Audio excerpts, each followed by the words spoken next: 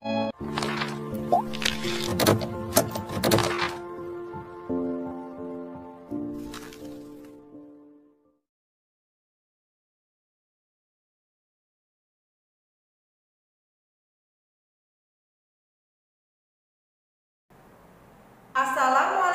warahmatullahi wabarakatuh. Apa kabarnya anak-anakku? Alhamdulillah, luar biasa. Allahu Akbar. Yes, oke. Sebelum kita memulai pembelajaran, marilah kita bersama-sama membaca basmalah. Bismillahirrahmanirrahim. Anak-anakku, pada pembelajaran kali ini kita akan mempelajari bahasa Indonesia dengan tema 6G, kepemimpinan, dengan subtema 1 sampai 3. Dengan materi pembelajaran teks pidato. Tujuan pembelajaran kita pada kali ini adalah 1. Setelah menyimak video pembelajaran, peserta didik dapat menghasilkan suatu pidato perpisahan dengan mandiri. 2. Peserta didik dapat menyampaikan pidato perpisahan yang telah dibuat dengan percaya diri. Setiap tanggal 10 November kita memperingati Hari Pahlawan yang dilatar belakangi oleh peristiwa yang terjadi di kota Surabaya pada tanggal 10 November 1945, di mana rakyat Surabaya dengan gigih mengusir tentara Inggris dari kota tersebut. Ada salah satu tokoh yang berperan sangat penting, yaitu Bung Tomo. Bung Tomo memberikan pidato yang mengobarkan semangat rakyat Surabaya. Bagaimana isi pidato beliau? Nah, marilah kita simak rekaman pidato beliau melalui video berikut ini. Bismillahirrahmanirrahim. Merdeka! Saudara-saudara, rakyat jelata di seluruh Indonesia, terutama saudara-saudara penduduk kota Surabaya,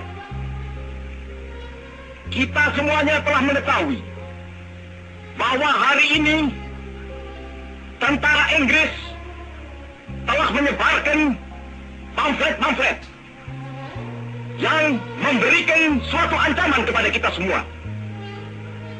Kita diwajibkan untuk dalam waktu yang mereka tentukan menyerahkan senjata-senjata yang telah kita rebut dari tangannya tentara Jepang. Mereka telah minta supaya kita datang pada mereka itu dengan mengangkat tangan. Mereka telah minta supaya kita semua datang pada mereka itu dengan membawa bendera putih, tanda bahwa kita menyerah kepada mereka.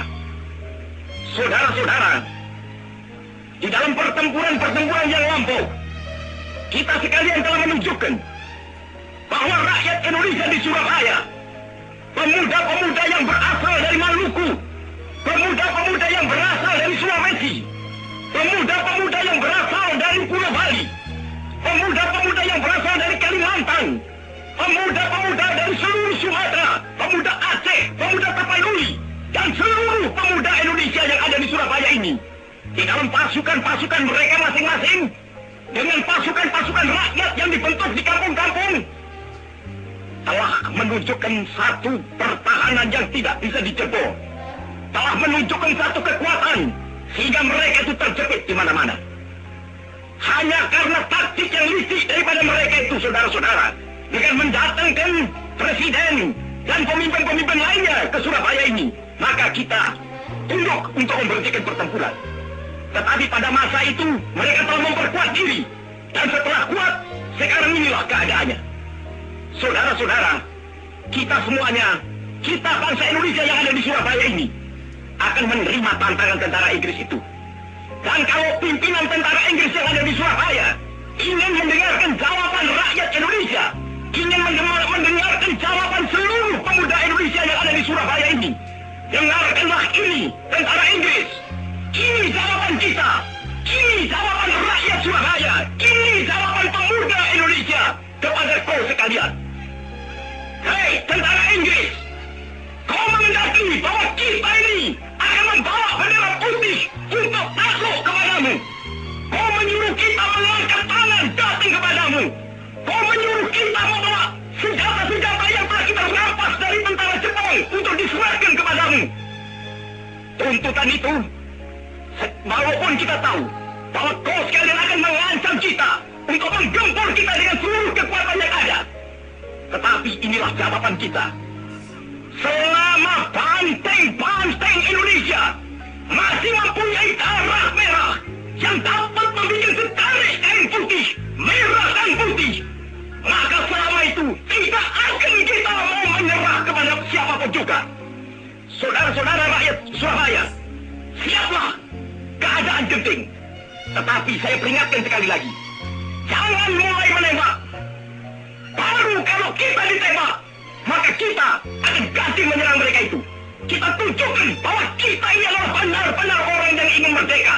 Dan untuk kita, saudara-saudara, lebih baik kita hancur daripada tidak merdeka. Sebelum kita tetap merdeka atau mati. Dan kita yakin, saudara-saudara, pada akhirnya pastilah kemenangan akan jatuh ke tangan kita.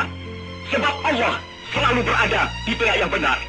Percayalah, saudara-saudara, Tuhan akan melindungi kita sekalian. Allahu Akbar, Allahu Akbar, Allahu Akbar. Merdeka! Nah, bagaimana anak-anakku setelah kalian menyimak isi pidato yang disampaikan Bung Tomo tadi? Wah, luar biasa, semangat yang berkobar-kobar. Kalian dapat bayangkan ketika perjuangan pada masa itu? Ya, luar biasa bukan isi pidatonya? Nah, untuk pertemuan kali ini kalian akan Ibu ajak untuk membuat sebuah pidato. Nah, sebelum kalian membuat pidato, kalian harus mengetahui materi mengenai teks pidato. Marilah kita simak materi berikut ini. Tujuan pidato adalah 1. Memengaruhi orang lain agar mau mengikuti kemauan penyampai pidato dengan sukarela.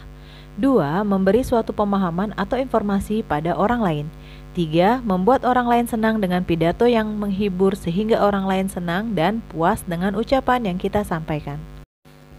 Teknik-teknik menyampaikan pidato yaitu 1. Metode menghafal, yaitu membuat suatu rencana pidato lalu menghafalkannya kata per kata. 2. Metode serta-merta, yaitu membawakan pidato tanpa persiapan dan hanya mengandalkan pengalaman dan wawasan. 3. Metode naskah, yaitu pidato dengan menggunakan naskah yang telah dibuat sebelumnya dan umumnya digunakan pada pidato-pidato resmi. Berdasarkan tujuannya, pidato dibedakan menjadi 1. Pidato persuasif. Pidato persuasif adalah pidato yang bersifat mendorong atau mengajak. Reaksi yang diinginkan adalah membangkitkan emosi pendengar sehingga menyetujui dan meyakini. Yang kedua adalah pidato informatif dan instruktif. Pidato informatif dan instruktif adalah pidato yang bersifat memberitahukan atau mengabarkan. Reaksi yang diinginkan adalah pengertian dan pemahaman pendengar atas suatu informasi. Berdasarkan sifat dan isi pidato, pidato dibedakan menjadi 1. Pidato pembukaan, yaitu pidato singkat yang dibawakan oleh pembawa acara. 2. Pidato pengarahan, yaitu pidato untuk mengarahkan suatu kegiatan. 3. Pidato sambutan, yaitu pidato yang disampaikan pada suatu acara kegiatan atau peristiwa tertentu yang dilakukan oleh beberapa orang. 4. Pidato peresmian, yaitu pidato yang dilakukan oleh orang yang berpengaruh untuk meresmikan sesuatu. 5. Pidato laporan, yaitu pidato yang berisi suatu tugas atau kegiatan. 6. Pidato pertanggungjawaban, yaitu pidato yang berisi suatu laporan pertanggungjawaban. Orang yang dapat berpidato dengan baik bila mempunyai keberanian dan kemampuan mengucapkan apa yang ada di dalam pikirannya secara baik, sehingga butuh persiapan. Isi pokok pidato terbagi menjadi 3. Yang pertama adalah pembukaan, yang berisi salam, puja atau puji terhadap Tuhan, dan sekilas perkenalan diri. 2. Inti pidato, berisi penyampaian maksud utama berpidato. 3. Penutup, berisi ucapan permohonan maaf, ucapan terima kasih, dan salam penutup.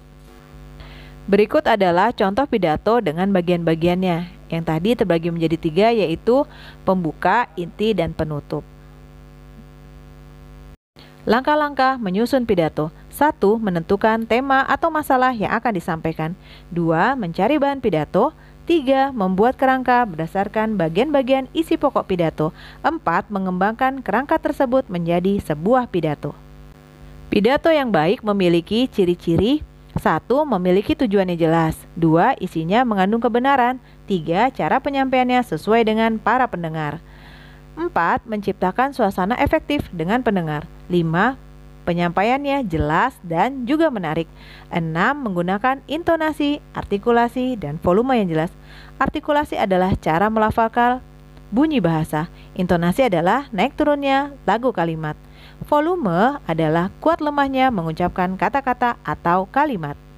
Kriteria naskah pidato yang baik yaitu: 1. Isi pidato yang akan disampaikan memiliki kesesuaian dengan kegiatan atau acara yang berlangsung.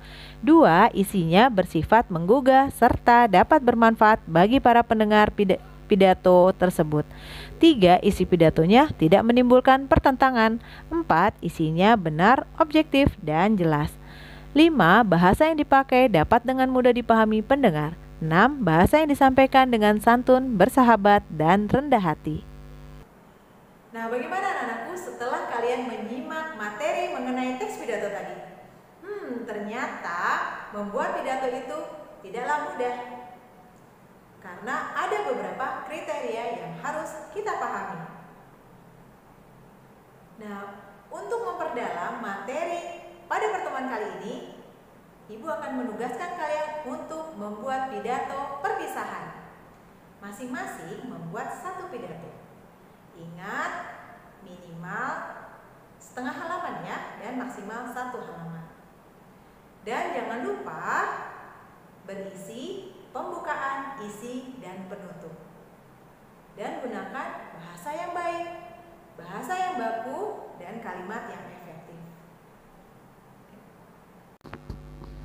Tugas membuat pidato perpisahan. Masing-masing peserta didik membuat pidato perpisahan yang berisi pembukaan, isi, dan penutup dengan minimal setengah halaman dan maksimal 1 halaman dan akan dipresentasikan ketika Zoom atau video call.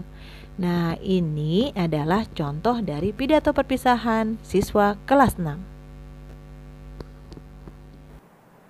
Baiklah anak-anak, semoga materi pembelajaran pada hari ini bermanfaat.